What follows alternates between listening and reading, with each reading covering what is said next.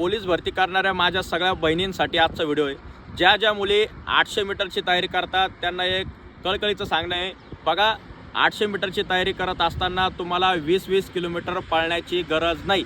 काही अकॅडमीवाले असो किंवा सेल्फ तुम्ही जे काही रनिंग करतात त्याच्यात बघा 20 किलोमीटर रनिंग करतात, 10 किलोमीटर रनिंग करतात, कोणी लॉंग रूट 5 किलोमीटर, एवढं काहीच करण्याची गरज नाही। बघा दीदीनो, फक्त तुम्हाला 800 मीटरची प्रॅक्टिस करायची आहे, ते 800 तुम्हाला स्लो नाही फास्ट करायचं आहे। तर 800 मीटर वाढवण्यासाठी तुम्हाला रोज फक्त किती जास्तीत जास्त तुम्ही 1.5 किलोमीटर 1600 मीटर असेल, हे फक्त तुम्ही काय करू शकता स्पीडने, किंवा 400ची स्प्रिंट असेल, 800ची स्प्रिंट असेल, 300ची स्प्रिंट असेल, 200ची स्प्रिंट असेल, अशाच स्वरूपाची प्रॅक्टिस करा।